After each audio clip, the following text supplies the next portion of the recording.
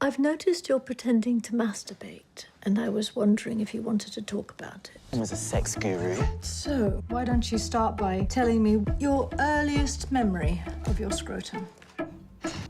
Trust me, you don't. This is Brian with ScreenFiles.com and Review. I just finished watching the first season of Sex Education, a new series on Netflix starring Gillian Anderson and Asa Butterfield.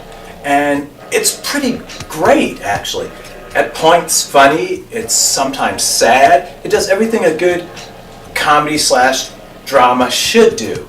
But it's interesting in that it's only 8 episodes. British television shows aren't typically per season as long as American ones. That Sex Education ends its first season with only 8 episodes is not a shock. Though what is a shock is how engaging and how well written and how fulfilling those 8 episodes are. And I've mentioned this before, but for instance, let's look at Marvel's series on Netflix, Daredevil, Jessica Jones, and so on. Those tend to be 13 episodes and not nearly as satisfying as this. The last British series on Netflix was Bodyguard from the BBC. Also 8 episodes, also really good. They have this way of filling time really efficiently, while, again, referencing the Marvel Netflix shows, 13 episodes and they meander.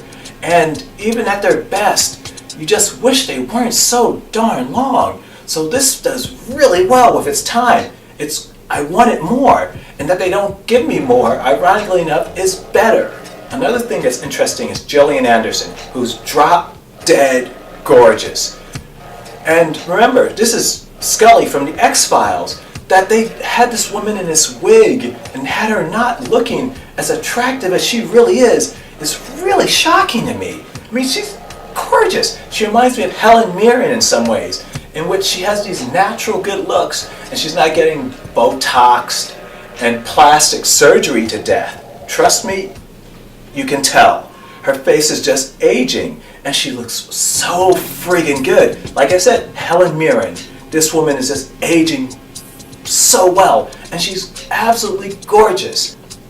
And again, which makes me wonder what was going on with the X-Files when they had to make this woman look so much less attractive than she actually is. She's stunning. Another interesting thing about Sex Education is Asa Butterfield, who plays Otis.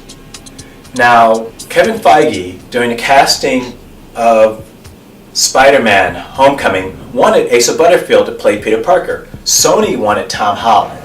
Sony got its way, they got Tom Holland. And that's a great choice. But watching Asa Butterfield here tells me he would have been a great Peter Parker as well. Reason being, he has this very awkwardness. In fact, I would argue that he comes off less charismatic in some ways than Tom Holland, which would have fit the character.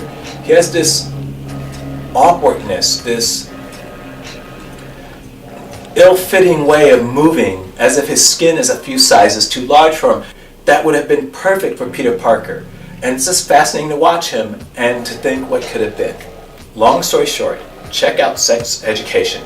It's great television, it's fun, engaging characters, well worth your time. This is Brian with ScreenFiles.com and Review. Peace.